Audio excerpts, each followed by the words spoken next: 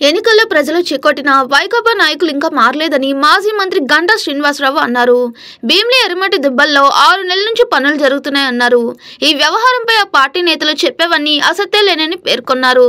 అధికారం అండతో కబ్జా కాండతో విశాఖ నగరాన్ని చిగురుటాకులో వణికించిన చరిత్ర వైకాపాదని విమర్శించారు. ఎర్రమట్టి దిబ్బల వద్ద పనులు జరుగుతున్న విషయం తెలిసిన వెంటనే ఆపించామని, బాధితులపై చర్యలు తీసుకున్నామని గంటా తెలిపారు. నిజాల నిగ్గు తేల్చడానికి విచారణ కమిటీ నియమించామని, కానీ మీరేం చేశారని ప్రశ్నించారు. అధికారంలో ఉన్న వాళ్ళు మొద్దు నిద్ర నటించారని మండిపడ్డారు. పనులు ఆపిన తమపై బురద చల్లడం వైకాపా నేతల కుసంస్కారానికి నిదర్శనమన్నారు. ఎర్రమట్టి దిబ్బల దగ్గర తవ్వకాలు ఎప్పటి నుంచో జరుగుతున్నాయో వినాలంటూ భీమిలి కోఆపరేటివ్ ఎయిడెడ్ సొసైటీ కార్యదర్శి సూరిబాబు మాట్లాడిన వీడియోను గంటా శ్రీనివాస సోషల్ మీడియాలో పోస్ట్ చేశారు. కొద్ది రోజుల్లో టీమిండియా శ్రీలంక పర్యటనకు వెళ్లనుంది. రోహిత్ శర్మ విశ్రాంతి తీసుకుంటున్న నేపథ్యంలో కెప్టెన్సీ రేస్ లో హార్దిక్ పాండే ఉన్నాడు.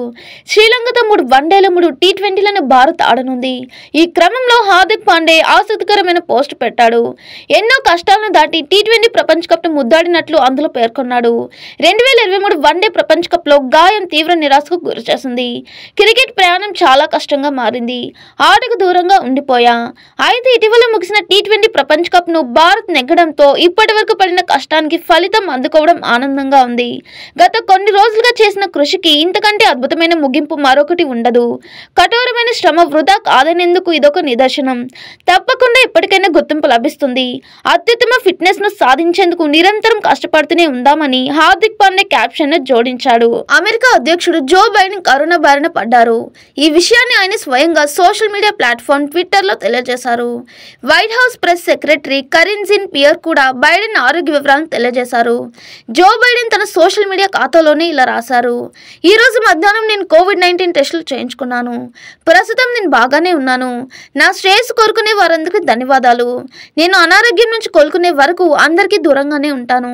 ఈ సమయంలోనూ అమెరికా ప్రజల కోసం పనిచేస్తూనే ఉంటాను అని పేర్కొన్నారు. నాగ చైతన్య కథానాయకుడుగా తెరకెక్కుతున్న చిత్రం తండేల్. సాయి పల్లవి కథానాయిక, చందు మొండేటి దర్శకత్వం వహిస్తున్నారు. బన్నీ వాస్ నిర్మాత, అల్లు అరవింద్ సమర్పకులు. ఈ సినిమా చిత్రీకరణ రామోజీ ఫిల్మ్ సిటీలో జరుగుతుంది. ప్రధాన తారాగణంపై కీలకమైన టాకీ సన్నివేశాలను తెరకెక్కిస్తున్నారు. ఉత్తరాంధ్ర నేపథ్యంలో సాగే సినిమాలో నాగ చైతన్య, సాయి పల్లవి డి గ్లామర్ పాత్రలో నటిస్తున్నారు. పాత్రలు, వేషం, సంభాషణలు అత్యంత సహజంగా ఉంటాయని, భారీ హంగులతో రూపొందుతున్న ఈ చిత్రం ప్రేక్షకులకు సరికొత్త అనుభూతిని పంచుతుందని సినీ వర్గాలు తెలిపాయి. విరాట పర్వం, గార్గి చిత్రాల్లో నటనకు గాను ఉత్తమ నటిగా 2 ఫిల్మ్ఫేర్ పురస్కారాలని సొంతం చేసుకున్నారు కథానాయిక సాయి పల్లవి.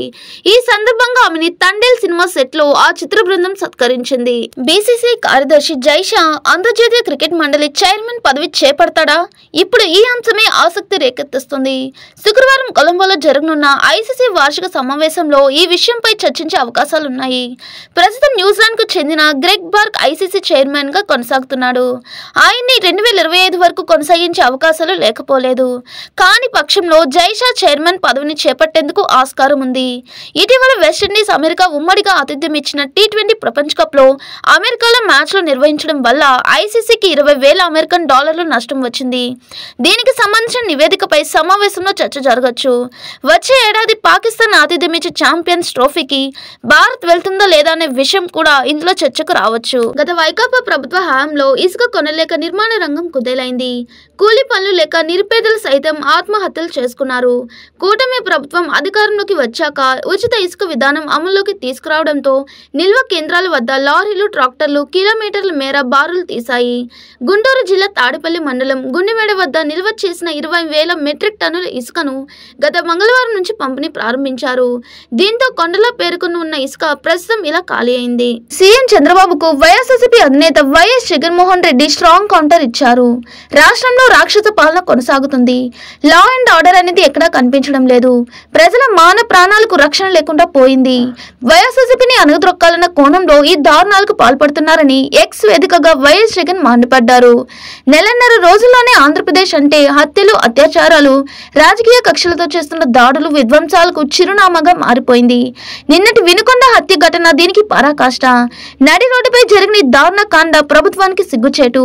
ముఖ్యమంత్రి సహా బాధ్యతతో వ్యవహరించాల్సిన వ్యక్తులు రాజకీయ దురుద్దేశాలతో వెనుకుండి ఇలాంటి దారుణాలకు ప్రోత్సహిస్తున్నారని వైఎస్ జగన్ ఆగ్రహం వ్యక్తం చేశారు. టీ20 వరల్డ్ కప్ 2024 విజయానంతరం team India captain Rohit Sharma, star player Virat కోహ్లీలు అంతర్జాతీయ టీ20 క్రికెట్ కు వీడ్కోలు పలికిన సంగతి తెలిసిందే. అయితే వీరిద్దరూ టీ20లకు వీడ్కోలు పలికినప్పటికీ పొట్టి ఫార్మాట్ లో తమకంటూ ఒక ప్రత్యేక స్థానాన్ని ఏర్పరచుకున్నారు.